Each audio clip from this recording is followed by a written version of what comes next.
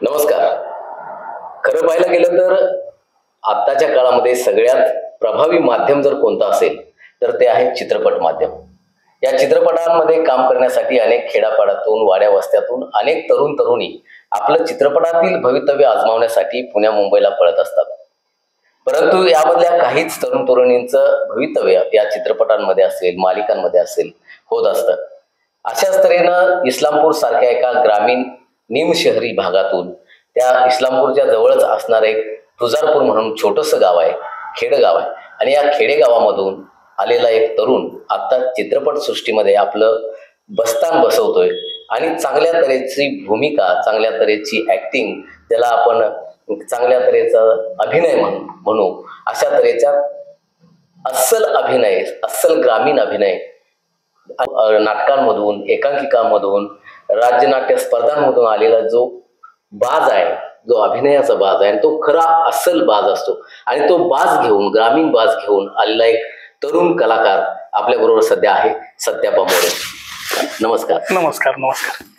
खरं तर इस्लामपूर सारख्या निमशहरी म्हणावी लागेल अशा एका शहराच्या जवळच असणारा तुळजापूर हे तुमचं छोटंसं गाव आहे. त्या गावातून तुम्ही येत आहे. कशा तऱ्हेचं बालपण गेलं आणि या अभिनयाची ओढ कशी निर्माण झाली? मुळात तुम्हाला मनापासून धन्यवाद की तुम्ही आज वेळात वेळ काढून माझ्यासाठी आणि माझ्या या शब्दांना कुठं लोकांच्या पर्यंत पोहोचवण्याचं काम करताय, त्याबद्दल तुम्हाला मनापासून थँक्यू. मी तुळजापूर नावाचं गाव, अगदी इस्लामपूरपासून 6 ते 7 किलोमीटर असं गाव, त्या गावातून आलो. माझं लहानपण तुम्ही म्हणाल तर अगदी साध्या घरात, म्हणजे माझे 6 भाऊ, आई वडील आणि एक बहीण, असं आमचं कुटुंब. अखंड गावात मोरे आडनावाचं आमचं एकच घर. ते वडील नेहमी म्हणायचे की घरी जाताना घरातून बाहेर पडताना हसत बाहेर पडा आणि घरात येतानाही हसत घरी या, असा वडिलांचा विचार होता, तोच संस्कार होता. माझं लहानपण म्हणाल तर माझा जन्म खूप इंटरेस्टिंग आहे. म्हणजे आता कॅमेऱ्यासमोर सांगायला मला खरंच आवडेल, का तर ते माझ्या आईने भोगलेलं आहे. माझी आई पोटात कळ आली म्हणून माझ्या घरापासून पहिली लोक असं बाहेर जायची, तर बाहेर जायची आणि तेव्हा खूप पाऊस पडत होता. म्हणजे ती ज्यावेळी बाहेर टॉयलेटला गेली, रस्त्याच्या कडेला बसायला, त्यावेळी ती चिखलातून चालत गेली. आणि ती ज्यावेळी चिखलातून चालत गेली आणि एका आडोशाला बसली, तर पोटात कळ आली म्हणून बसली. ती बसली तिथं माझा जन्म झाला. अरे, म्हणजे ती खाली बसायला, तर ती पोटातील कळ त्यासाठी नव्हती, ती माझ्या जन्माची होती.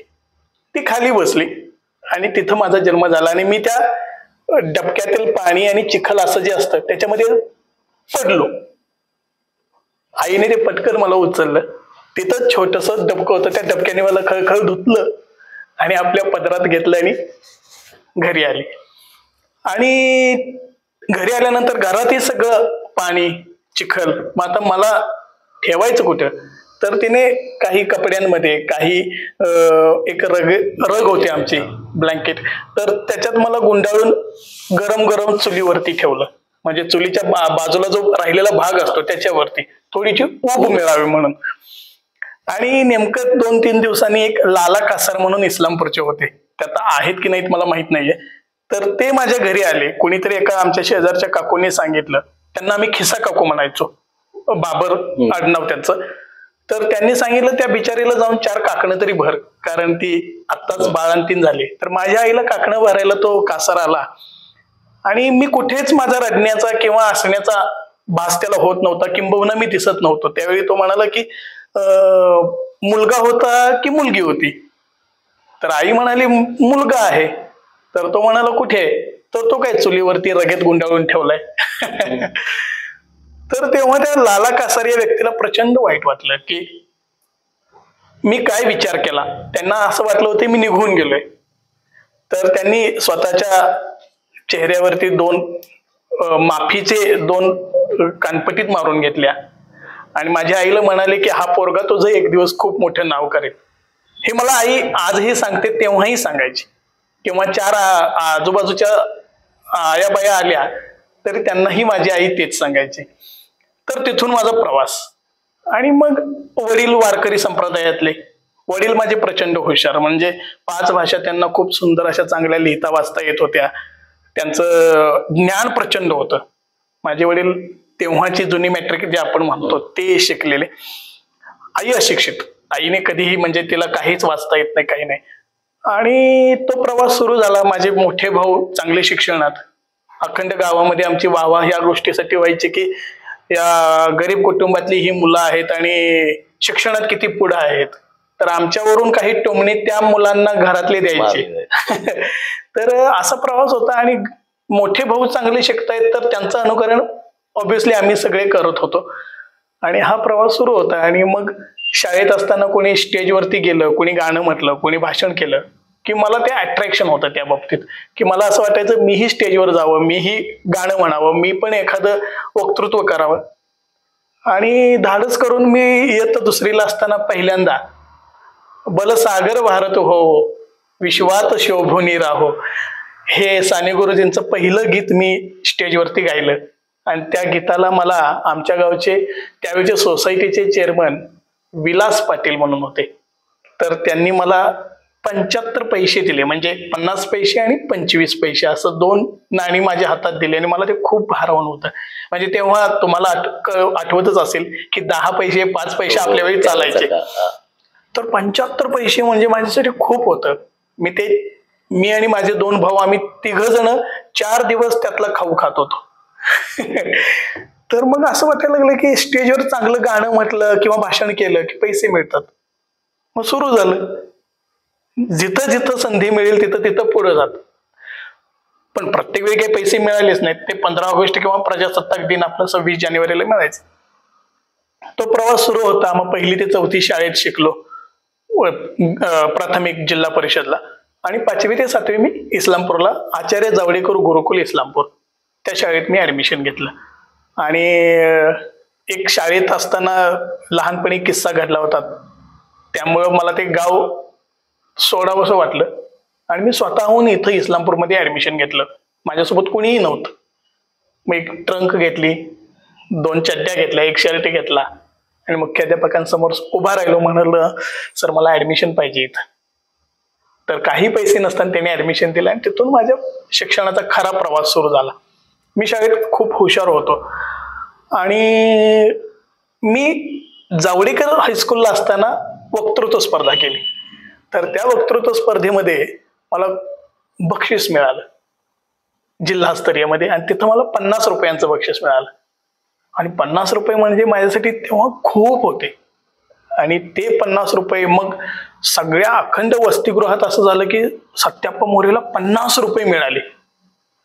आणि तो प्रवास मग सुरू झाला. मग मला असं वाटायला लागलं की आपल्या शिक्षणाचा खर्च वह्या पुस्तकांचा कपड्यांचा जर भागवायचा असेल तर आपल्याला उत्तम भाषण केलं पाहिजे, चांगली गाणी म्हटली पाहिजेत की जेणेकरून त्यातून पैसे मिळतील आणि आपण आपल्या शिक्षणाचा खर्च करू. तर तो तसा प्रवास सुरू केला. मग त्या काळात मी काय करायचो की केळाची भट्टी असायची. माझं वजन मुळात 23-24 किलो, खाण्यापिण्याचे वांदे. तर मी तो केळाचा घड उचलायचा, तो नेऊन ठेवायचा. त्यातून आम्हाला 2 रुपये 2.5 रुपये मिळायचे. कुठे शेंगा फोडायला जा तिथं 1 रुपया मिळायचा. आणि हे 50 रुपये वगैरे हे तफावत जेव्हा माझ्या लक्षात यायला लागली तेव्हा मी कलेकडं पूर्णपणे वाहून घेतलं. आणि 5वी ते 7वी तिथं शिक्षण झालं. पुन्हा 8वी ते 10वी मी वाळव्याला शिकायला गेलो. हुतात्मा किसन अहिर विद्यालय, क्रांतीवीर नागनाथ अण्णा नायकवडी त्या कुटुंबाचं, त्या शिक्षण संस्थेचं माझ्यावर आणि माझ्या अखंड कुटुंबावर इतके उपकार आहेत की आम्ही 7 जन्मात ते उपकार फेडू शकत नाही हुतात्मा संकुलाचे. कारण माझे बऱ्यापैकी 5ही भाऊ तिथं शिकले, त्याच हॉस्टेलला, त्याच वसतिगृहात. आणि तिथं पण मी वक्तृत्व करायला लागलो. तर तिथं वक्तृत्व करत असताना मला राज्यस्तरीय वक्तृत्व स्पर्धेत एक बक्षीस मिळालं, 1ल्या क्रमांकाचं विट्यामध्ये. तेव्हा मला 300 रुपये मिळाले. आणि MG ताकवले आपले शिवाजी विद्यापीठाचे कुलगुरू होते, त्यांच्या हस्ते बक्षीस. आणि कुलगुरूंच्या हस्ते बक्षीस मिळतंय, 300 रुपये मिळत आहेत. एक प्रकारे ते माझ्यासाठी गरज पण होती आणि व्यसन पण झालं की वक्तृत्व करा, गाणी म्हणा, त्यातून पैसे मिळवा आणि स्वतःचे चैनी असं नाही पण स्वतःच्या गरजा भागवा, इथंपर्यंत सुरू झालं. आणि पण हे करत असताना शिक्षणात असताना सुद्धा माझं थोडंसं गणित कच्चं होतं. आणि मी कर्मधर्म संयोग म्हणू की काय मला माहित नाही, कदाचित त्याच्यामुळं हे आता दिसतोय मी 10वीला नापास झालो, कारण मला डॉक्टर व्हायचं होतं. पुन्हा मी इस्लामपूर हायस्कूलमध्ये ज्युनियर कॉलेजला ऍडमिशन घेतलं, पण तिथं पंडित मॅडम म्हणून होते, त्या म्हणाले 500 रुपये भर. तर ते 500 रुपये भरायला माझ्याकडे त्यावेळी पैसे नव्हते. मग मी काय केलं की म्हटलं, मी खोटं बोललो की माझ्या चुलत्यांकडे मी शिकायला निघालो, माझा दाखला वगैरे द्या. आणि ऑगस्टमध्ये जाऊन मी कर्मवीर भाऊराव पाटील कॉलेजवरून इस्लामपूरला 11वी आर्ट्सला मी ऍडमिशन घेतलं. आणि त्या 2 वर्षात मी इतक्या स्पर्धा जिंकल्या, म्हणजे त्या 1000, 2000, 5000, 7000, 10000, 15000 पर्यंत मी पैसे मिळवायला लागलो. तर ते माझं माध्यम सुरू झालं. आणि ही वक्तृत्वाची कला, आणि असंच अचानक युवा महोत्सव शिवाजी विद्यापीठाचा होतो, त्याची तयारी चालू होती, एकांकिका एक सुरू होती, माझे काही सिनियर मित्र बसवत होते. तर मी तिथं गेलो आणि त्या एका मुलाची ऍक्टिंग बघत होतो. म्हटलं, हा काय करतोय, असं काय करतोय हा, आणि कन्व्हिन्सिंग नव्हतं. तर मी म्हणालो, असं कुठे ऍक्टिंग असते का? तर तो सिनियर मित्र म्हणाला, तुला फारसं जमतं, ये जाऊ कर, तू दाखव. मी करून दाखवलं, कारण नाटक करायचं, एकांकिका करायचं हे डोक्यातच नव्हतं, जे आहे ते फक्त व्यक्त होत गेलो. तर ते सिनियर मंडळी म्हणाली की तुला भारी जमतंय, तूच कर. आणि ती एकांकिका शिवाजी विद्यापीठाच्या मध्यवर्ती युवा महोत्सवामध्ये पहिली बसली. आणि तीच एकांकिका इंद्रधनुष्य नाशिकसाठी आणि पुन्हा वेस्ट झोनसाठी ग्वाल्हेर मध्य प्रदेश इथं असा प्रवास सुरू झाला त्या एकांकिकेचा. सुरुवातीच्या काळामध्ये मला पैसे मिळतात म्हणून मला वक्तृत्व केलं पाहिजे किंवा मला गाणं म्हटलं पाहिजे, हा जो उद्देश होता तो नंतरच्या काळामध्ये मावळत गेला का? कारण त्याच्यानंतर अभिनय काय असतो, कला काय असते, स्टेज काय असतं, याची एक वेगळी धुंदी येत असते. मग त्या धुंदीमध्ये हा उद्देश थोडा पाठीमाग पडला असं वाटतंय. हा, हे मात्र निश्चित आहे. म्हणजे तुम्ही म्हणताय त्यात अगदी खरं आहे ते. ज्यावेळी मी एकांकिका आणि नाटक करायला लागलो, त्यावेळी ते माध्यम उगीच 5 मिनिटं भाषण केलंय, 7 मिनिटं परफॉर्मन्स केलाय आणि चला आता 5000 रुपयाचं बक्षीस घेतलं, असं नाहीच आहे. त्याची प्रोसेस आहे. त्या प्रोसेसमध्ये मी एक महिना अडकायला लागलो. आणि ते प्रोसेस अशी होती की तुम्ही त्यातला एकही दिवस किंवा एकही तास बाजूला गेला की पुन्हा 4 दिवस तुम्ही पाठीमागे जाता. त्यामुळे त्या प्रोसेसमध्ये राहण्यामुळं मला पैसे, खाणं पिणं, कुटुंब, घरचे लोक या गोष्टींची आठवण येईना. आणि ते व्यसन म्हणू की काय मला माहित नाही, वेड म्हणू आपण त्याला, ते वेड सुरू झालं माझं. आणि मग ती एकांकिका, मग ते खाली लोक टाळ्या वाजवतायत, तो कॉस्ट्युम येतो, ती लाईट पडते, तो एक वेगळा ऑरा क्रिएट होत होता. आणि नट म्हणून मला ते असं खूप काही आतून फील होत होतं. मी म्हटलं, हे माध्यम माझ्यासाठी खरं असेल. मग मी first year, second year, third year असं 3 वर्ष शिवाजी विद्यापीठामध्ये अखंड एकांकिका माझ्या पहिली दुसरी अशी बसत होती. 2011 साली पुरुषोत्तम करंडक म्हणून होता, तर तो करंडक मी केला. आणि तो करंडक माझा पहिल्या वर्षी पहिला बसला. तिथं मला यशवंत दत्त करंडक पुरुष अभिनयाचं पारितोषिक मिळालं. आणि तिथून पुढे 4 वर्ष 2011, 12, 13 आणि 14, तर 12 साली प्राथमिक मधून आम्ही बाहेर गेलो, पण 11, 13 आणि 14 हे 3 वर्ष मात्र आम्ही महाअंतिमला गेलो आणि पुरुषोत्तम करंडक घेतला. तिथं मोठमोठे लोक यायचे. मोठमोठे लोक म्हणजे ज्यांनी अभिनयाची दुनिया अखंड आसमात गाजवलेली आहे, अशी लोक तिथे यायची. त्यांना बघून कॉन्फिडन्स वाढायला लागला. म्हणजे नाटक तर करतोयच, पण जी मोठ्या लोकांना बघून जी एक भीती आपल्या मनात असते ती तिथं कमी व्हायला लागली, ती पुरुषोत्तम करंडकामुळे. आणि विराट मडके नावाचा माझा एक मित्र आहे, त्याचे माझ्यावरती खूप उपकार आहेत. त्याचे असं गंमत आहे, त्याने कोल्हापूरमध्ये पुष्कराज जाधव फाउंडेशननी एक वर्कशॉप आयोजित केलं होतं, अभिनयाचा वर्कशॉप. त्या वर्कशॉपमध्ये मी 2 दिवस गेलो होतो. श्रेयश मोहिती म्हणून माझा मित्र आहे, त्याने मला फोन केला की तू ये इथं काही करून. तर गेलो, श्रेयसच्या घरीच 2 दिवस राहिलो. आणि ते वर्कशॉप करत असताना तिथंही मी स्पेशलच दिसायला लागलो. मला 2 गोष्टी माझ्यासाठी फार महत्वाच्या होत्या. माझं नाव एक युनिक आहे, सत्यप्पा, की पटकन लक्षात राहण्यासारखं आहे. आणि दुसरी गोष्ट अशी की मी जे करायचो जेन्युनली करायचो, उगीच ढोंगी पाखंडी असं काही नसायचं माझ्या अभिनय दुनियेतला. तर तिथंही मी स्पेशल वाटायला लागलो. आणि मग त्या लोकांनी मला सांगितलं की तुझं अभिनय दुनियेत काहीतरी होऊ शकतं. ते सांगणारी 2 माणसं म्हणजे आलोक राजवाडे आणि सारंग साठे, जे आता भाडीपाचं चालवतात ते. तिथून थोडं हळूहळू वाटायला लागलं, पण भीती होती की खरंच ह्या दुनियेत आपलं काही होणार का, कारण आपलं मागं तसं काहीच नाहीये. मग मी बाजूला MPSC करायला लागलो, पोलीस भरती करायला लागलो. त्यातही मी चांगला म्हणजे अतिउत्तम चांगला अभ्यास करायचो. आणि खरं सांगतो, मी जर का ते कंटिन्यू केलं असतं तर आज मी एक अधिकारी म्हणून पोस्टवरती बसलो असतो. पण MPSCचा अभ्यास करताना माझं असं मन नेहमी अभिनयाकडे खेचलं जायचं. म्हणजे एखादा जर का 1857चा इतिहास वाचायला लागलो तर त्यातले कॅरेक्टर मला नट म्हणून, ऍक्टर म्हणून असं व्हायला लागलं ते. मग मायाप्पा पाटील म्हणून एक तिथं अकॅडमीला इन्चार्ज होते, ते म्हणाले, सत्याप्पा तुझा जन्म, म्हणजे त्यांचं नाव मायाप्पा, माझं नाव सत्याप्पा, ते म्हणाले की सत्याप्पा तुझा जन्म नट म्हणून झालाय, तू ही MPSC वगैरे बंद कर. तोपर्यंत माझं BEd झालं होतं, MA कम्प्लीट झालं होतं. आणि 2013 साली मी पूर्णपणे ठरवलं की आता कुठेही नोकरी करायची नाही, कुठेही नोकरीसाठी अर्ज करायचा नाही, कोणाला नोकरी मागायची नाही, अभिनय करायचा. पण त्याच्या आधी 2 माणसांची वाक्य फार महत्वाची आहेत. एक माजी प्राचार्य विश्वास सायनाकर सर आणि प्राध्यापक LD पाटील सर. मी असंच सहज सरांना बोललो, सर काय करू मला कळत नाहीये. तर LD पाटील सर म्हणाले की जर जळालास तर तुझी राख होईल, आणि जर जळून त्यातून पेटून उठलास तर सोन्यासारखा चमकशील. आता त्यांचं वाक्य कितपत खरं ठरतं हे तुम्हीच सांगू शकता आणि आता लोक सांगतील. तर त्या एका वाक्याने मी पेटून उठलो आणि ही अभिनय दुनिया सुरू केली. आणि मग पुरुषोत्तम करंडक झाला, कॉलेज संपलं. मग आता पुढं काय, तर मी पुढं पुण्याला गेलो शिकायला चांगल्या लोकांकडे. मग प्रदीप वैद्यांना मी जाऊन भेटलो, त्यांचं कराना राया क्रांती नावाचं नाटक केलं. ते नाटक आपले अर्थक्रांतीचे प्रणेते अनिल बोकील यांच्या कॉन्सेप्टवरती, ज्याच्यावरती नोटबंदी झाली, तो नाटकाचा प्रवास सुरू होता. पुण्यातलं पहिलं माझं नाटक कराना राया. हे करत असताना मध्यंतरीच्या काळामध्ये रेखा नावाची जी शॉर्ट फिल्म आली, त्याला राष्ट्रपती पारितोषिक मिळालं. आणि त्या रेखाच्या नवऱ्याची भूमिका एक महत्वाची भूमिका होती, कारण नवरा असल्याशिवाय रेखाला काय त्यामध्ये महत्व नव्हतं. त्या नवऱ्याची भूमिका चांगल्या तऱ्हेनं अगदी सक्षमपणे तुम्ही केलेली आहे. त्या रेखाबद्दल काय सांग? रेखाचं तुम्ही म्हणाल तर कसं झालं, रेखा ही शॉर्ट फिल्म ऑलरेडी शूट झाली होती. म्हणजे एका नटाला घेऊन आणि एका मुलीला घेऊन ती शूट झाली होती. रवी जाधव आपले नटरंग आणि टाइमपासचे प्रोड्युसर डिरेक्टर, त्यांनी ती प्रोड्यूस केली होती. तर त्यांनी ती शॉर्ट फिल्म बघितली, ते म्हटले मला हे ऍक्टरच पसंत नाही, तर हे पुन्हा शूट कर असं डिरेक्टरनं सांगितलं.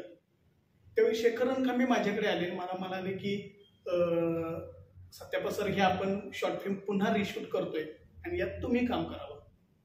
तर मला ते बाकीचे सगळे प्रॉब्लेम्स त्यांनी सांगितले. मी म्हटलं ठीक आहे करतो, पण त्यांचं बजेट हल्लं होतं, कारण ऑलरेडी ती शूट झाली होती. तर नंतर शूट करायचं म्हटलं की पैसे उपलब्ध करावे लागतील. तर मला म्हणाले पैसे किती घेणार. मी म्हटलं पैसे मी शेवटच्या दिवशी सांगतो. आणि मग मी शूटिंग सुरू केलं. ती समोरचे सगळे ऍक्टर नॉन ऍक्टर, एक 3-4 ऍक्टर होते बऱ्यापैकी ज्यांनी अभिनय दुनियेत काम केलं होतं, पण मला जिच्यासोबत काम करायचं होतं ती नॉन ऍक्टर. आणि तुमची खरी कसब तिथं लागते ना, की जर का तंत्र आणि ट्रेंड ऍक्टर घेतलेला नट नसेल तर त्याच्यासोबत काम कसं करणार तुम्ही. तर मला तिथं माझी तंत्र वेगळ्या पद्धतीनं वापरून, म्हणजे तिच्यानुसार अभिनय करत तिला मर्ज करणं हे माझ्यासाठी आव्हानात्मक होतं. आणि ते मी करत गेलो आणि जितकं होता होईल तितकं उत्तमरित्या काम करण्यासाठी मी प्रयत्न केला. तिला संधी दिली, कारण मुळात सिनेमा तिच्यावरती बसलाय. तर तिला मी जास्त माझ्याकडून अट्रॅक्ट असं करत होतो की तिचा अभिनय उठावा आणि मग मी तिला पुश करायचं काम करत होतो. आणि खरं सांगतो ती प्रोसेस माझ्यासाठी फार महत्वाची होती, कारण नॉन ऍक्टर समोर काम करणं हे खरंच आव्हानात्मक असतं. ती माझ्यासाठी चांगली गोष्ट होती. त्यातून मला काही गोष्टी शिकायला मिळाल्या. ते झालं आणि सगळं शूटिंग वगैरे संपलं. माझा शेवटचा सीन होता. त्या पोरीने माझे केस तोडले, मला लाथा घातल्या, माझ्या कानपटीत मारले आणि ते सगळे जेन्युइनली म्हणजे खरं खरं मारत होते. रिअलिस्टिक होतं सगळं. मग ते केस वगैरे तुटले होते. या सगळ्या पेनमध्ये मी होतोच. तर शूट संपलं. मी तिथेच बाजूला जाऊन एका ठिकाणी आंघोळ केली आणि आंघोळ केल्यानंतर मी गाडीत बसलो आणि म्हणालो की चला निघतो मी. तर ते डिरेक्टर आले, मला म्हणाले की आता पैसे किती घेणार. तर मी मोहन सर तुम्हाला सांगतो, त्या सिनेमाचे मी फक्त 1 रुपया मानधन घेतलेले. फक्त 1 रुपयात मी तो सिनेमा केला. 5 दिवस मी तिथं जाऊन राहिलो. त्याचा खर्च मीच स्वतः केला. तिथं लॉजिंग मीच केलं. तिथं खाणं पिणं, माझ्यासोबत 2 मुलं होती, त्यांचं खाणं पिणं सगळं मी केलं. फक्त 1 रुपयात रेखा नावाचा सिनेमा केला आणि त्याला नॅशनल मिळाला. असा एक रेखाचा प्रवास होता. आता हा जो सगळा पाठीमागचा जो प्रवास बघितला तर खूप खडतर आणि संघर्षाचा राहिलेला आहे. कारण घरची परिस्थिती तशी बेताचीच आहे. शिक्षणासाठी वेगवेगळ्या शिक्षण संस्थांमध्ये गेलात, वेगवेगळ्या संस्थांमध्ये राहिलात, तिथे हॉस्टेलमध्ये राहिलात आणि शिक्षण आणि अभिनय हे दोन्ही समान पातळ्यावरती चालू होतं. बरोबर. बीएड झालं, MA BEd केला, त्याच्यानंतर MPSC ची तयारी काही काळ केली. परंतु तरी सुद्धा या सर्व शिक्षणावर म्हणा किंवा MPSCच्या तयारीवर ही जो अभिनयाची जी धुंदी आहे ती हवी झाली का? झाली, निश्चित रूपानं झाली. कारण कॉलेजमध्ये मी आणि माझा एक मित्र होता, तर सगळी मुलं फुल पॅन्ट आणि शर्ट वगैरे छान असायचे. मात्र आमचं आयुष्य फक्त कॉलेजमध्ये आणि ऍक्टिंग मध्ये आणि त्या कल्चरल रूम मध्येच जायचं. आम्ही कधीही लेक्चरला बसलो नाही, खरं सांगतो प्रामाणिकपणे. पण जर कोणी ऐकत असेल तर मी त्यांना सांगतो की शिक्षण हे फार महत्वाची गोष्ट आहे. शिक्षणाशिवाय काहीच नाही. आम्ही लेक्चरला बसायचो नाही. आम्हाला फक्त ऍक्टिंग, कुठं स्पर्धा आहे, कुठं अभिनय करता येईल, कुठं नाटक करता येईल, कुठे एकपात्रे करता येईल, या गोष्टीने आम्ही दोघं म्हणजे अगदी वेडावून गेलो होतो. मग आम्ही पुरुषोत्तम जिंकल्यानंतर एक वाक्य लिहिलं होतं, ध्यास आणि श्वास फक्त नाटक. तर ते वेड लागलं होतं आणि ते शिक्षणावरती परिणाम झाला. याचा अर्थ मी कॉलेजमधल्या पेपर्समध्ये मार्क्स पण चांगले पाडायचो, कारण माझे स्क्रिप्ट वाचन किंवा नाटकातल्या काही प्रोसेसमुळे, संहिता वाचनामुळे ते संहिता कशी लक्षात ठेवायची ह्या काही एक्सरसाइज आमच्या त्या दरम्यान झाल्या होत्या. त्यामुळं पुस्तक वाचत असताना नेमकं काय त्यातलं वाचायचं ह्याचंही प्रॅक्टिस नाटकामुळे ते झालं होतं. आणि त्यामुळं परीक्षेला बसल्यानंतर त्याचे मार्क्स चांगलेच पडायचे, कारण अभ्यास चांगला व्हायचा. अगदी शेवटचे 15-20 दिवस करायचो, पण ते पण नाटकासारखंच करायचं. म्हणजे ते पुस्तक म्हणजे संहिता असं समजायचं आणि त्या पुस्तकातलं प्रत्येक वाक्य, त्यात एखादी नट किंवा एखादी ऍक्ट्रेस माझ्याशी बोलते हा फील करून मी ते वाचन करायचो. त्याचा परिणाम मला परीक्षेमध्ये किंवा जे काही कॉलेज जीवनात पासिंगसाठी व्हायला पाहिजे, पासिंगच म्हणेन मी डिस्टिंक्शन मध्ये नाही आलो, पण पासिंग पुरतं तर होतं. ते महाविद्यालयीन शिक्षण असेल किंवा इतर शिक्षण करता पूर्ण झाल्यानंतर अनेक ज्या महाराष्ट्रामध्ये पुरुषोत्तम करंडक ही महाराष्ट्रातली खूप मोठी एकांकिका स्पर्धा अजूनपर्यंत चालू आहे. आणि त्याच्यानंतर अनेक राज्यनाट्य स्पर्धा असतील, त्याच्याशिवाय लोककथा 78 नावाचं जे नाटक आहे, खूप म्हणजे सामाजिक प्रबोधन करणारं नाटक आहे. अशा नाटकांचं दिग्दर्शन असेल, एवढा मोठा मॉब तयार करून त्यांना सांगणं किंवा त्यांच्याकडून ते करून घेणं अभिनय, अशा पातळ्यांवरही तुम्ही काम केलेलं आहात. तो अनुभव कसा होता त्यावेळी? 2014 साली पुरुषोत्तम करंडक झाला.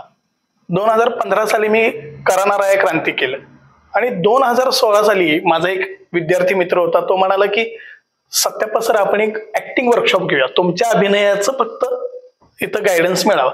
म्हणून मी सुरू केलं आणि पलूसमध्ये आम्ही ते ऍक्टिंग वर्कशॉप घेतलं. तर त्यावेळी खेड्यापाड्यातून अगदी माझ्यासारखे, माझ्यात आणि त्यांच्यात काहीच फरक नव्हता, अशी 35 ते 40 मुलं आली होती.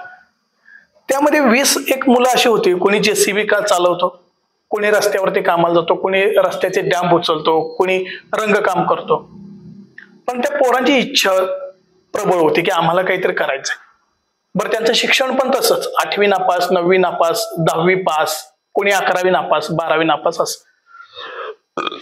तर ते म्हणाले आम्ही थोडे पैसे गोळा करतो. तर त्या मुलांनी एक 22 ते 25 हजार रुपये गोळा केले आणि म्हटले आम्ही याच्यात नाटक करतो. मग मी हापूस क्रिएशन नावाची माझी नाट्यसंस्था सुरू केली होती. त्या दरम्यान मी एकांकिका करायचो त्या संस्थेच्या माध्यमातून. तर त्या मुलांना मी इस्लामपूरमध्ये बोलवलं, मोठी एक इमारत भाड्याने घेतली. तर त्या इमारतीत त्या सगळ्या मुलांना ठेवलं. म्हणजे तुम्हाला खरं सांगायचं तर महाराष्ट्रातला एकही जिल्हा नाही की त्या जिल्ह्यातून एक मुलगा आलेला नाही. प्रत्येक जिल्ह्यातून एक जण, आपल्या भागातले जास्तच होते, अशी 40 मुलं. 8 महिने त्यांचं जेवण, त्यांचा चहा, नाश्ता, राहणं. काही वेळी जर का त्यांचा हॉस्पिटलचा प्रॉब्लेम झाला तर तो आणि नाटकाचं नेपथ्य आणि नाटकाची सगळी जबाबदारी घेऊन त्या मुलांना ते 22-25 हजार रुपये सोडले. तर सगळा खर्च 8 महिने माझ्या खिशातून केला, कारण तेव्हा माझा केसरी नावाचा सिनेमा नुकताच शूट झाला होता. तर ते सुरू केलं आणि लोककथा 78 मी उभं केलं आणि ते राज्यनाट्याला केलं. राज्यनाट्याला करत असताना रत्नाकर मतकरींशी माझं फोनवरून काही चर्चा झाली. मी म्हटलं, सर मी नाटक करतोय. तर ते म्हणाले की हे नाटक करणं तितकं सोपं नाहीये, फार मोठं शिवधनुष्य तू उचलतोयस. मी म्हटलं, सर मी प्रयत्न उत्तम करेन, तुमचे फक्त आशीर्वाद राहू देत. तर मग सुरू झालं लोककथा 78ची प्रोसेस. 3 महिने त्या मुलांना आ ई नाटकातल्या इथून सुरुवात केली. 3 महिन्यानंतर मला ज्यांचं नाटक आणि दिग्दर्शन आवडतं ते संदीप जंगम सर सातारचे, त्यांना म्हटलं, सर हे नाटक तुम्ही डिरेक्ट करा. तर त्यांनी आले आणि ते म्हटले, सत्यापा या लोकांना घेऊन नाटक करणं सोपं नाहीये. तर मी म्हटलं, सर आणखी मला 1 महिना द्या आणि 1 महिन्याने तुम्ही येऊन बघा. 3 महिने झाले होते. ठीक आहे म्हणाले. 4थ्या महिन्यात त्या पोरांची इम्प्रुव्हमेंट बघितल्यानंतर सर म्हणाले, ह्याच लोकांना फक्त घेऊन आपण नाटक करू शकतो, बाकी कुणालाच घेऊन करू शकत नाही. बरं. तर त्या लोकांना घेऊन नाटकाची प्रोसेस सुरू झाली. नाटक उभं राहिलं, त्याचे प्रयोग सुरू झाले. त्या दरम्यान मला प्रचंड त्रास झाला, म्हणजे मानसिक त्रास झाला, आर्थिक तर प्रचंड. म्हणजे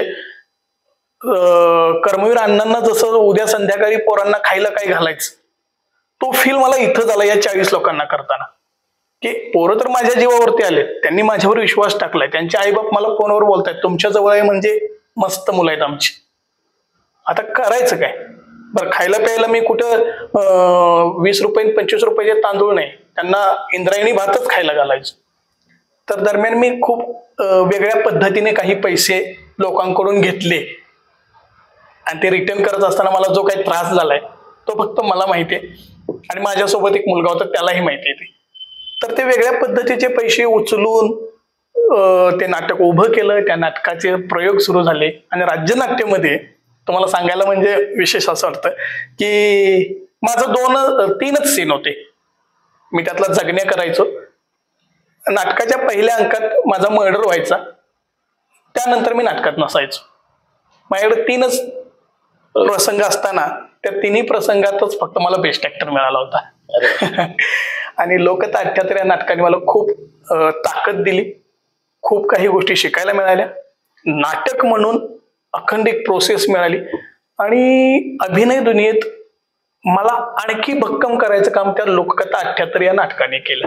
असं वाटतंय का की आता बोलता बोलता विषय आला की अनेक खेड्यापाड्यातली गाव वस्त्यावरची पोरं या लोककथा 78च्या माध्यमातून इथं इस्लामपूरमध्ये एकत्र आली.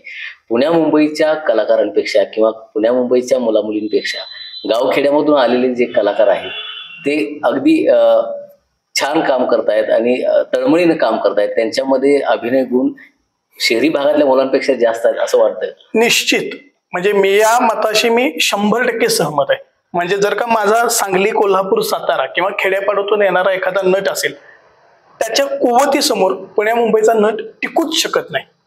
टेक्निकली पुण्या मुंबईची मुलं पुढे असतील, भाषेच्या स्वच्छतेबाबतीत ते पुढे असतील, नाटकाच्या समज असण्याबद्दल ते पुढे असतील, पण कुवत जे असायला पाहिजे, जे फिजिकली एखाद्या नटात कुवत असायला पाहिजे, ती फक्त नट आपल्यातच करू शकते. जर टेक्निकली भाषेचं आणि हे तंत्र त्यांना कळालं 6 महिन्यात 1 वर्षभरात, तर पुण्या मुंबईच्या मुलांपेक्षा 1000 पटीनं आपली मुलं उत्तम आहेत. याचं उदाहरण म्हणजे तुम्ही जर का आता बघितलं तर पुण्यात आणि मुंबईत जन्माला आलेल्या नटांपेक्षा आजूबाजूच्या खेड्यापाड्यातून आलेलेच नट आज तुम्हाला सिनेमा क्षेत्रात नाट्यसृष्टीत दिसतील. असं वाटतंय का की जे पुण्या मुंबईच्या कलाकारांपेक्षा इथले जे कलाकार आहेत ते खूप चांगलं काम करतायत असं, पण भाषा ही जे तुम्ही आता बोलता भाषा शिकली गेली पाहिजे, पण प्रमाण भाषेपेक्षा तुम्ही जी बोली भाषा रोज बोलताय, कारण प्रत्येक 9 मैलावर भाषा बदलत असते असं म्हणतात, पण तो जो लहेज आहे त्यातल्या भाषेमधला जो रंग आहे, ढंग आहे, त्यातला तो गोडवा आहे, तो महत्वाचा नाही का प्रमाण भाषेपेक्षा? 2 गोष्टी आहेत. प्रमाण भाषा ही मला माझ्या ज्ञानार्जनासाठी फार महत्वाची आहे. कारण मला जर का माझं नॉलेज वाढवायचं असेल तर प्रमाण भाषेतलं वाचलेलं हे मला समजलं की ते मी माझ्या भाषेत आणलं की मी जास्त एक्सप्रेस होऊ शकतो. माझी भाषा ही खरं सगळ्यात जगातली सगळ्यात भारी. याचं कारण असं, मी माझ्या घरात कसाही वावरू शकतो, पण ज्यावेळी मी तुमच्या घरात येतो त्यावेळी मी एक साचेबद्ध वागायला लागतो, साचेबद्ध बसायला लागतो, साचेबद्ध बोलायला लागतो. म्हणजे काय, प्रमाण भाषेचं जर का मी खांद्यावरती ओझं घेतलं की मग माझ्यातला नट मरून जातो, माझ्यातला फ्रीनेसपणा निघून जातो, माझ्यातली कुवत कुठेतरी अशी दडायला लागते. तर भाषेचं गणित हे वेगळ्या पद्धतीने आहे. प्रमाण भाषा यायला पाहिजे का? निश्चित रूपानं नट म्हणून तुम्हाला ती जमते किंवा मला येते यासाठी महत्वाचे.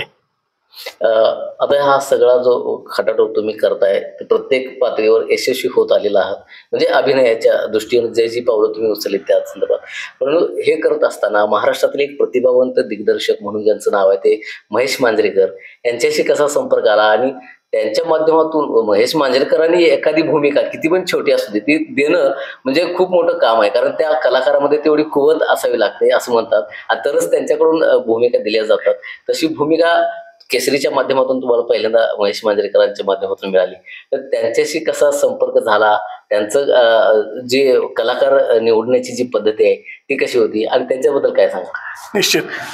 तुम्हाला खरं सांगायचं म्हणजे 2014 साली आम्ही एक नाटक केलं होतं, मुंगे आणि अजयबराव. तर ते नाटक मी आत्ताचं अहिल्यानगर आणि तेव्हाचं अहमदनगर तिथं करत होतो. आणि तिथं करत असताना सुजय डहाके नावाचा एक डिरेक्टर आहे, ज्याने शाळा डिरेक्ट केला, आणि म्हणजे खूप उत्तम डिरेक्टर, मला आवडणारा डिरेक्टर. तो तिथे पाहुणा म्हणून आला होता. तर मी अगदी असं दबक्या पावलांनी त्याच्या खुर्चीजवळून जाऊन बसलो. म्हटलं, सर मी चांगला नट आहे, मला खूप चांगली ऍक्टिंग येते आणि मला तुम्ही संधी द्या सिनेमात. तर तो म्हणाला, येऊन भेट माझ्या ऑफिसला पुण्याला. मी म्हटलं, सर नंबर द्या. तर तो म्हणाला, सॉरी मी नंबर कोणाला देत नाही. मी म्हटलं, ओके सर चालेल. आलो बाहेर आणि ठीक आहे म्हटलं, करू म्हटलं एक दिवस काम. पण मी जाऊन त्याच्या ऑफिसला भेटलो, तिथं 1-2 लोक होते. तर ते 2014 आणि 2016 2 वर्षात माझा कॉल नाही, मेसेज नाही, काहीच नाही. पण 2017 साली अश्विनी परांजपे ही व्यक्ती माझ्या आयुष्यातली फार महत्वाची आहे. कारण हे जे काही भोगतोय मी सिनेमा क्षेत्रातला आनंद, तो फक्त तिच्यामुळे भोगतोय. कारण नट म्हणून मला खूप लोकांचं सपोर्ट आहे, माझ्या अभिनय दुनियेत खूप लोकांचे संस्कार आहेत. पण सिनेमा क्षेत्रात मला आणायचं काम अश्विनी परांजपेने केले. असाच मला एक रॅन्डम कॉल आला अश्विनी परांजपेचा. म्हटली, मी अश्विनी परांजपे बोलते आणि असा एक सिनेमा आहे, तो करशील का? मी म्हटलं, नक्की करेन म्हटलं. तर तिने काय केलं होतं की सांगली, कोल्हापूर, साताऱ्यातला या वयाचा एक आम्हाला असा नट पाहिजे. तिने 4 ठिकाणी फोन केला होता. कलोपासक मंडळ पुणे, पुरुषोत्तम करंडक, तिथून माझं नाव त्यांना मिळालं. जो लेखक आहे त्यानं माझं नाटक बघितलं होतं, त्यांनी मला बघूनच ते कॅरेक्टर लिहिलं होतं, हे नंतर त्याने सांगितलं. त्यानंतर विराटने पण माझं नाव सांगितलं, आणि स्वतः अश्विनीने माझा फोन केला. 4ही ठिकाणून माझं नाव गेलं, आणि अश्विनीने मला केसरीमध्ये काम दिलं. आणि तुम्हाला खरं सांगायचं म्हणजे केसरीमध्ये काम करत असताना माझा पहिला सीन महेश मांजरेकरांसोबत. ज्या माणसाला म्हणजे वास्तव, त्यानंतर हत्यार, अस्तित्व हे असले सिनेमे केलेला माणूस, एवढ्या दिग्गज लोकांना घडवलेला माणूस, त्या माणसाला फक्त ऐकून होतो आणि त्या माणसाचा ऑरा फक्त फील करत होतो. तो माणूस साक्षात असा पहाडासारखा समोर माझ्या.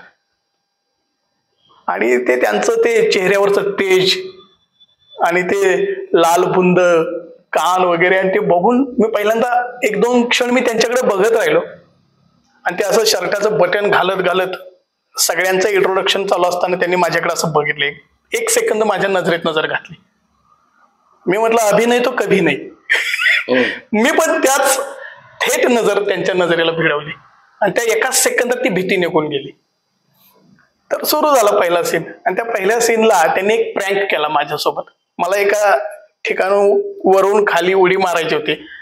पहिला टेक 2 टेक मध्ये चांगलं आलं होतं, पण त्यांना ते मजा घ्यायची होती म्हणून त्यांनी मला जवळजवळ 12-13 उड्या मारायला सांगितल्या.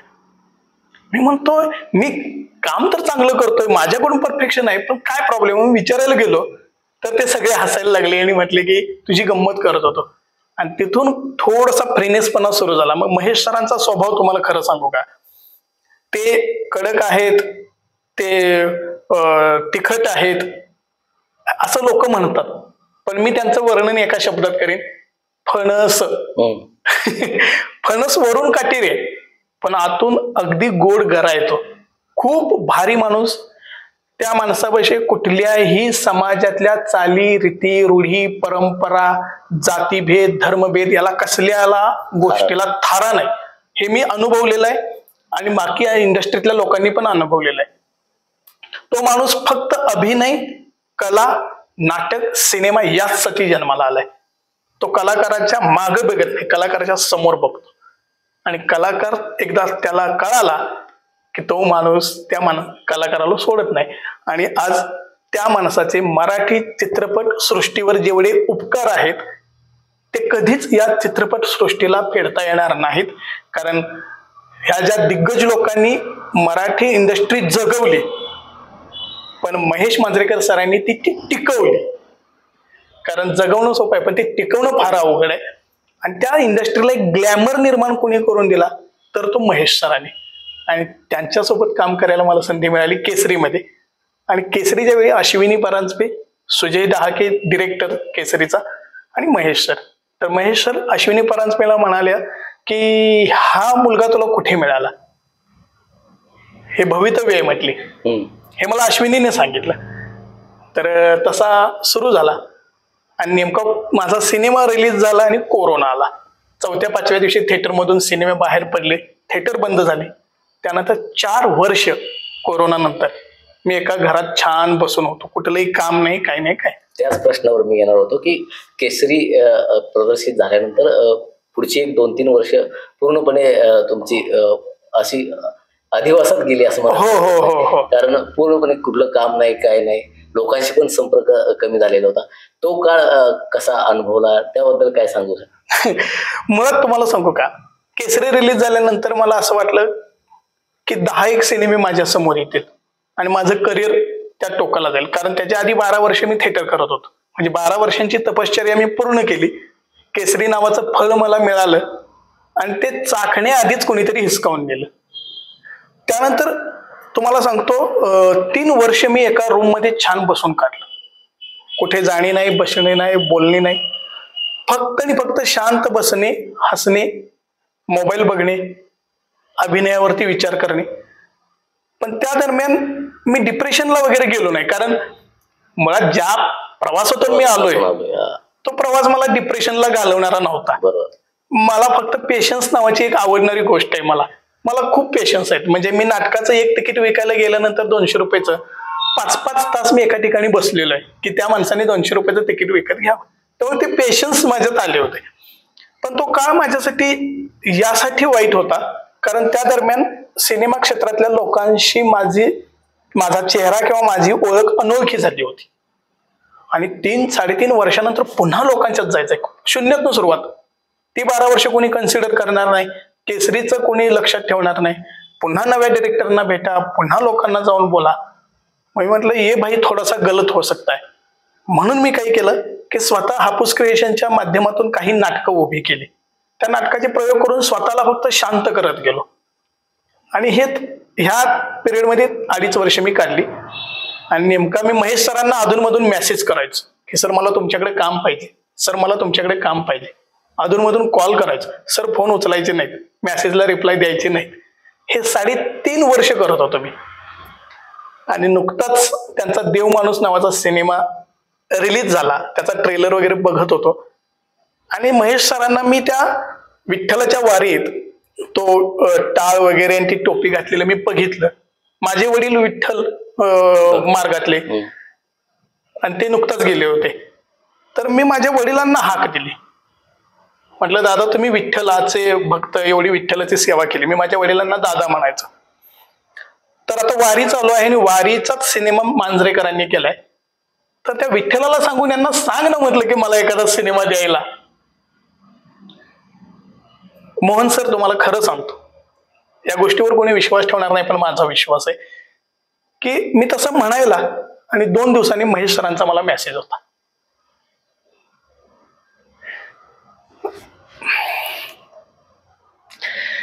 म्हणजे मी माझ्या वडिलांना आठवलं, विठ्ठलाला सांग म्हटलं, विठ्ठलाने महेश सरांच्या कानात सांगावं आणि 2 दिवसांनी मला मेसेज यावा. म्हणजे माझ्या वडिलांनी केलेली 22, 23, 25 वर्षांची विठ्ठल भक्ती ती एका त्या दिवशी उपयोगाला आली. आणि मग मला कॉन्फिडन्स आला की ह्या जगात फक्त विठ्ठल आहे आणि विठ्ठलच सगळ्यांना तारू शकतो. आणि मग मला लक्षात आलं की का लोक एवढ्या संख्येने जातात त्याला हाक मारायला. आणि साक्षात विठ्ठलानेच मला काम दिलं आणि महेश सर माझ्यासाठी विठ्ठल आहेत. हा जो मधला का जो गेला म्हणजे केसरी नंतरचा मधला का, अनेक माणसं तुम्हाला त्या काळात भेटली, त्यांनी तुम्हाला आधार दिला, स्थैर्य दिले. मानसिक जे आधार महत्वाचा असतो सगळ्यापेक्षा, पैसा अडक्यापेक्षा जो महत्वाचा आधार आहे तो मानसिक आधार आहे. कारण त्या मानसिक आधारावरच लोक अनेक संकटातून तरुण जात असतात. अशा या काळामध्ये मानसिक आधार, तू लढ, मी तुझ्या पाठीशी आहे, तुझ्या पाठीवर हात ठेवून असं सांगणारी माणसं भेटली का? आणि त्यामध्ये कोणाचा जास्त तुम्ही उल्लेख करू शकाल? खरं सांगू का मोहन सर, मला म्हणजे हजारदा टिळा लावीन या मातीचा, ती माझी शंभूअप्पाची पांढर. मला या नगरीने खूप दिले. म्हणजे ही नगरी जर माझ्या आयुष्यात नसती तर मी नसतो, एवढं या नगरीने मला दिले. त्यामुळे ओरून इस्लामपूर, ओरून ईश्वरपूर आता आम्ही म्हणतो, ओरून इस्लामपूरचे माझ्यावरती खूप उपकार आहेत. इथल्या लोकांचे, इथल्या मातीचे आणि ह्या नगरीचे माझ्यावरती खूप उपकार आहेत. म्हणजे आई वडिलांच्या नंतर मी कोणाला म्हणेन तर यांना, एवढे माझ्यावर उपकार आहेत. या दरम्यान काही लोक माझ्या आयुष्यात आली. त्यापैकी माझा एक मित्र आहे किरण संजय पाटील. किरण संजय पाटील हा माझा खूप जवळचा मित्र आहे. त्यांनी मला कोरोनाच्या काळात आर्थिक मदत केली, ती खूप मोठी होती. त्याचे आजही मी ते पैसे परत दिलेले नाहीत. तो म्हणतो ज्यावेळी तू चांगला नट होशील, तुझं घर गाडी सगळं होईल, त्यानंतर मला पैसे दे. तर किरण संजय पाटील हा माझ्यासाठी खूप महत्वाचा मित्र. त्यानंतर या शहरातील काही लोक आहेत, मला त्यांचं प्रामुख्याने नाव घ्यायला लागेल. सर्जेराव यादव साहेब, विकास राजमाने, उदय राजमाने, विनय राजमाने, डॉक्टर अतुल मोरे सर, त्यानंतर संजयजी बिंदगे, किचन किंग ऑइलचे मालक, त्यानंतर आधार हॉस्पिटलचे योगेश वाठारकर सर आणि आमच्या पेठ गावचे हनुमंतराव पाटील बुवा, ही लोक आहेत. या लोकांनी मला खूप सहकार्य केलं. माझ्या नाटकाच्या प्रत्येक नाटकावेळी त्यांनी मला प्रोत्साहन दिलं आणि मग हा माझा प्रवास सुरू झाला. त्यामध्ये आपले कपिलजी ओसवाल असतील, त्यानंतर वैभव पवार असतील, याही 2 माणसांनी मला प्रत्येक वेळी मदत केली आणि तू सत्याप्पा पुढे जा, आम्ही तुझ्या पाठीशी आहोत, ही नेहमी त्यांनी दिलेली आहे. त्यामुळं या सगळ्या लोकांचे मी मनापासून आभार मानतो आणि उपकार त्यांचे आयुष्यभर मी जोपासेन, ते फेडू शकतो. हा, मी दिलीप तात्यांचं नाव हे स्पेशल का ठेवेन, कारण दिलीप लालासाहेब पाटील तात्या हे माझ्यासाठी परमेश्वर आहेत. कारण एका क्षणाला मला खूपच असं म्हणजे मी कुठेतरी आउट ऑफ जातोय की काय असं वाटत असताना मी तात्यांच्या जवळ जाऊन बसायचो. तात्यांच्या गप्पा, तात्यांना लोक भेटायला यायचे, हे सगळं मी अनुभवायचं. आणि मी तुम्हाला खरं सांगतो मोहन सर, दिलीप लालासाहेब पाटील तात्या हे व्यक्तिमत्व अतिशय उत्तम व्यक्तिमत्व आहे. म्हणजे मला बोलायचंय म्हणून नाही, मी ते अनुभवलेलं आहे. कारण काय आहे, तुम्ही जोपर्यंत एखाद्या माणसाला अनुभवत नाही, त्या माणसाबद्दल चिकित्सा ठेवून जोपर्यंत तुम्ही बघत नाही, तोपर्यंत तुम्हाला खरा माणूस कळत नाही. मला तात्या कळाले. तात्यांचे विचार स्पष्ट आहेत, त्यांचं म्हणणं क्लिअर आहे, त्यांचं सांगणं क्लिअर आहे आणि ते दुजाभाव करत नाहीत. त्यांच्या मुलांच्या पेक्षा लहान वयाचा आहे मी. तर आजही तात्या मला सत्याप्पा या, हे वाक्य काय यावं त्यांच्या तोंडातून, कोण आहे सत्याप्पा, काय दिलंय त्यांनी तात्यांना, काहीच नाही दिलेलं. पण तात्यांना ज्यावेळी 5-6 महिन्यामध्ये ऑब्झर्व केलं, तात्यांनीच अनुभवलं मला आणि त्यांच्या लक्षात आलं की मी कुठेतरी थोडासा हलतोय. तात्या म्हणाले, सत्याप्पा तुमचा काहीतरी प्रॉब्लेम आहे, तुम्ही बोलत नाही. मी नाही म्हणालो. तात्या म्हणाले, सत्याप्पा तुमच्यापेक्षा लहान वयाचा असताना या दुनियेत आलोय मी, माणसं ओळखलेत, मी पण नट आहे. कारण तात्यांनी एकदा त्यांच्या अभिनय दुनियेत बेस्ट ऍक्टर घेतला होता कॉलेज जीवनात. तर म्हटलं काहीतरी आहे. तर मी म्हटलं काही नाही तात्या, मला या क्षेत्रात 3-3.5 वर्ष गॅप पडलाय आणि मला काहीतरी करायचंय. त्यावेळी तात्या म्हणाले काय करणार आहे? तर म्हटलं मला अशी अशी शॉर्ट फिल्म करायची. करा म्हटले. तुम्हाला किती रुपये लागणार आहेत? मी तात्यांना एक बजेट दिलं. तात्यांनी असं बघितलं, म्हटलं याच्यात तुमचं बसत नाही बजेट, आणखी एकदा बजेट तयार करून आणा. तर पुन्हा मी तेच बजेट थोडेसे वाढवून दिलं. तात्या म्हणाले यात बसूच शकत नाही हो. तर तात्यांनी मला मी दिलेल्या बजेटच्या दुप्पट रक्कम दिली आणि मला म्हणाले आता सिनेमा करा. तर ते 30 मिनिटांची शॉर्ट फिल्म मी केली, ज्याचं नाव आहे रेड बेडशीट. तर तात्यांनी त्या सिनेमाचं बजेट फक्त दिलं नाही, तिथून पुढे वर्षभर हा टिकला पाहिजे, हा जगला पाहिजे, त्याला कुठली अडचण आली नाही पाहिजे, हे तात्यांचं म्हणणं होतं. आणि तो विचार करणारी माणसं फार कमी. तर तात्यांनी सिनेमा प्रोड्यूस केला नाही, तात्यांनी मला प्रोड्यूस केलं पुढच्या 2 वर्षांसाठी, की हा व्यवस्थित राहिला पाहिजे. आणि आजही तात्या मला आपुलकीने विचारपूस करतात. काही अडचण आली तर बिनधास्त सांगा म्हणतात. आणि दिलीप तात्यांच्यामुळं पुन्हा मी शांत झालो. माझ्या पेशन्सना आणखी भक्कम असा आधार मिळाला आणि मग मी सिनेमा केला. आणि तेवढ्यात हा मांजरेकरांचा मेसेज येणं, तात्यांचा अधूनमधून तुम्ही टेन्शन घेऊ नका, काळजी करू नका, आपण 10 सिनेमे काढू. तात्यांच्या शैलीत तात्या म्हणाले त्या प्रत्येक सिनेमात तुम्हाला काम देतो. हा आधार असणं फार महत्वाचं आहे. म्हणजे एका लेवलला तुम्ही आशेवरती जगत असता, ती तुमची स्वतःची असते. पण आशा उत्पन्न करणारा आणखी एक माणूस असेल तर त्याला भक्कमपणे त्याच्याकडे आपण बघू शकतो. वाटतं की एका कलाकाराचं दुःख दुसरा कलाकारच कारण तात्यांचं बोलणं, तात्यांचा जो रांगडा स्वभाव आहे तो खरंच बघायला तर एक कलाकारच त्यांच्यामध्ये लपलेला असं म्हणायला हरकत नाही. त्यांनी तुम्ही सांगितलं की कॉलेज जीवनामध्ये त्यांनी कामही केलेलं आहे, आवड पण घेतलेली आहे अभिनयाची. तसा एखादा कलाकारच एका कलाकाराला त्याला स्थैर्य देऊ शकतो, त्याची मानसिकता राखून ठेवू शकतो, किंवा त्याला चल पुढं, मी तुझ्या पाठीशी असं ठामपणे सांगू शकतो. आणि ते गुण तात्यांमध्ये आहेत असं तुम्हाला असं वाटतं? हो. म्हणजे तात्यांचं जर का तुम्ही या क्षेत्रात आहातच, तात्यांना तुम्ही अनुभवताय, गेली 20 वर्ष तुम्ही तात्यांना बघताय. तात्यांचे कारकीर्द ही खूप स्ट्रगल मधली आहे. म्हणजे त्यांचं ज्ञान, त्यांचा अनुभव, त्यांची शैली याचा विचार करता तात्या आज एका वेगळ्या उंचीवर असायला पाहिजे होते. पण तत्वशील माणसं काय असतात ते तात्यांकडे बघून माझ्यासारख्या लोकांना काहीतरी शिकायला मिळत. तात्यांनी तत्वांसाठी काही गोष्टी अशा पाण्यासारख्या सोडून दिल्या. त्यामुळे तात्या इज ग्रेट आणि माझ्यासारख्या अनेक कलाकारांना त्यांनी घडवले.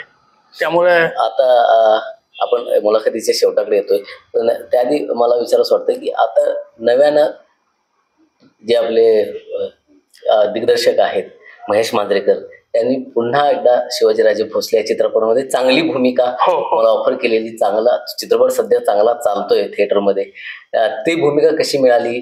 कारण पाठीमागचा जो अनुभव होताच त्यांना की केसरीच्या माध्यमातून, पुन्हा ही मी शिवाजीराजे भोसले बोलतोय, या संदर्भातलं कसं राहील? पुन्हा शिवाजीराजे भोसले हा सिनेमा 3 तारखेला शूट सुरू होणार होतं आणि सरांचा मला फोन आला की मेसेज आला की मला फोन कर. मी सरांना फोन केला. मला म्हणाले एक छोटा रोल आहे आणि करायचा आहे, नाही म्हणू नकोस. मी म्हटलं महेश सरांना कोण नाही म्हणेल. मी म्हटलं सर कधी यायचंय तेवढं सांगा. मी पैशांचं काही बोललो नाही, तारखांचं काही बोललो नाही, काहीच नाही बोललो. तेव्हा माझं एक नाटक चालू होतं कुस्ती नावाचं, जे मीच दिलेलं आहे. मी म्हटलं हा सिनेमा करायचा, सोडायचा नाही. तर सर म्हटले तुला प्रोडक्शन मधून फोन येईल तर तू जा. तर मग मी सुरू झालं सिनेमा क्षेत्राचं. मला आज सरांचा फोन होतोय, 4 दिवसांनी सांगितलं जातं की शूटिंग सुरू होते. 5व्या दिवशी मी सेटवरती होतो आणि सर असे पुढून चालत येत होते. मी सरांकडे बघितलं, अरे कसा आहेस, बरा आहेस ना? म्हटलं हो सर. कारण 5 वर्षानंतरही मला बघून तीच रिॲक्शन, तेच प्रेम, तेच आपुलकी खूप भारी वाटलं. आणि सरांनी मला तो सिनेमा दिला. पण सरांनी मला ऍक्च्युली एका वेगळ्या कॅरेक्टरसाठी बोलवलं होतं.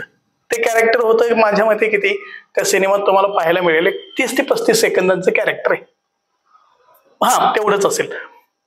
पण सरांनी तिथं सांगितलं नाही तो हे कॅरेक्टर करू नकोस, तो सिद्धार्थ जाधव सोबतचं एक कॅरेक्टर आहे ते तू कर, की ज्याच्यामध्ये सिद्धार्थ जाधवच्या सोबत माझा ट्रॅव्हल आहे. आणि मला सरांनी एक खूप छान लाईन त्याच्यात दिली की ज्या लाईनमुळं सिनेमाचा एक टर्निंग पॉइंट आहे. तर ते कॅरेक्टर मला सरांनी दिलं आणि खरं सांगतो महेश सर इज ग्रेट, कारण त्यांच्यामुळं मला पुन्हा एकदा नवसंजीवनी म्हणतो तसं संजीवनी मिळालेली आहे. आणि महेश सरांच्या आशीर्वादाने आणखी पुढचे काही सिनेमे त्यांच्या माध्यमातून करायला मिळतील ही मला खात्री आहे आणि तशी आशा बाळगायला पण काही हरकत नाही. इथून पुढचा काळ आता चित्रपटामध्ये प्रवेश झालेलाच आहे आणि चांगल्या प्रतिभावान दिग्दर्शकाकडनं झालेला आहे. पण इथून पुढचे जे भविष्यामधली जी वाटचाल राहणार आहे ती कशा तऱ्हेने राहणार आहे, काय इच्छा आकांक्षा काय आहेत, स्वतः काय प्रोडक्शन करण्याच्या इच्छा आकांक्षा आहेत का, दिग्दर्शन तर तुम्ही चांगलं करतच आहात, तर या माध्यमातून पुढची भूमिका कशी राहणार आहे? खरं सांगायचं तर मी महेश सरांचा इथं आदर्श ठेवेन स्वतःला, कारण महेश सरांनी स्वतः नट म्हणून डिरेक्टर म्हणून नाटक केलं, सिनेमा केला आणि स्वतः अभिनय पण केला. पण हे करत असताना मी उद्या जाऊन माझ्या काही सिनेमाच्या संहिता तयार आहेत की ज्या संहिता खूप उत्कृष्ट आहेत. माझ्याकडे आता 3 सिनेमाच्या संहिता आहेत, त्या मी काही लोकांना ऐकवेन, त्याच्यावरती सिनेमे मी बनवणारच आहे. मला चांगली उत्तम एक 3 ते 4 नाटकं करायची आहेत आणि हापूस क्रिएशन नाट्यसंस्था जी मी उभी केली त्या संस्थेला महाराष्ट्रात, महाराष्ट्राच्या बाहेर आणि जगभरात त्या संस्थेच्या माध्यमातून उत्तम नाटकं तयार करून, सिनेमे तयार करून या संस्थेला मोठं करणं आणि त्या संस्थेत खेड्यापाड्यातील, गावगाड्यातील तुम्ही म्हणता तसं कलाकारांना एकत्रित आणून त्यांना एक व्यासपीठ निर्माण करून देण्याचं हा माझा मानस आहे आणि त्याच्यासाठी आता धडपडत राहणार आहे. बघायला गेलं तर सिनेमा क्षेत्र हे अनेक मुलामुलींसाठी एक महत्त्वाचं क्षेत्र राहिलेलं आहे. अनेकांना इच्छा असते की मला पण चित्रपटामध्ये काम करायचं, मला पण पडद्यावर दिसायचं आहे. असे अनेक मुलं मुली आहेत नाटकांच्या माध्यमातून, एकांकिकेच्या माध्यमातून, युवा महोत्सवांच्या माध्यमातून या क्षेत्राकडे वळायला बघतायत. अशा नवोदित चित्रपट क्षेत्राकडे वळणाऱ्या अशा काही कलाकारांना काय संदेश द्याल, कसं त्यांना मार्गदर्शन कराल, कसं आलं पाहिजे, काय त्यांना करायला पाहिजे? अगदी सगळ्यात महत्वाचा प्रश्न तुम्ही विचारला आणि त्याच्यावरती मला बोलायला खूप आवडेल. सिनेमा क्षेत्रात जर का यावंसं वाटत असेल, तुम्हाला जर का ते क्षेत्र खुणावत असेल तर तुम्ही एक काम करावं की सिनेमा आणि नाटक याच्यातला फरक समजून घ्यावा. रील्स, हे मोबाईल ह्याच्यावरती तुम्ही स्वतःला एक्सपोज करताय हे खूप छान आहे, नो डाऊट. पण त्याचबरोबर तुम्हाला अभिनय दुनियेत जर का टिकायचं असेल तर तुम्हाला वाचन, लेखन आणि सगळ्यात महत्त्वाचं नाटकातला अभिनय आणि थिएटर करणं हे फार महत्त्वाचं आहे. जर तुम्ही ट्रेंड ॲक्टर असाल, तुम्ही जर शिकलेले नट असाल, 5, 7, 10 वर्षांचा तुमचा पिरियड जाऊ शकतो, नो डाऊट. पण ते 5-10 वर्ष तुमच्या भविष्यात भरून निघतील. पण शिकल्याशिवाय, पेशन्स ठेवून नाटकाचं ज्ञान घेतल्याशिवाय या क्षेत्राकडे वळू नका. आणि वळणार असेल तर तो स्वतःची 10 वर्ष बाजूला ठेवा, कारण थिएटर ॲक्टरचं करिअर हे 35 नंतर सुरू होतं. कारण तेवढ्या ज्ञानाची गरज आहे अभिनय दुनियेला. उगीच तुम्ही 19, 22, 23 वर्षापर्यंत उठला आणि काहीतरी सुरू केलं, हे परिपक्वता आली पाहिजे. परिपक्वता येण्यासाठी तुम्हाला थिएटर केलं पाहिजे, नाटक केलं पाहिजे, अभ्यास केला पाहिजे, आजूबाजूच्या लोकांच्यात राहून कॅरेक्टर अनुभवली पाहिजेत, संहिता स्वतःच्या लिहिल्या पाहिजेत, स्वतःची मतं मांडता आली पाहिजेत. हे जर का सगळं तुमच्यात असेल तर तुमच्याकडे जर पेशन्स असतील तर मी आज तुम्हाला सांगतो या मुलाखतीच्या माध्यमातून आणखी 2 वर्षानं सिनेमा क्षेत्रात ॲक्टर शोधावे लागतील दुर्बिणीतून.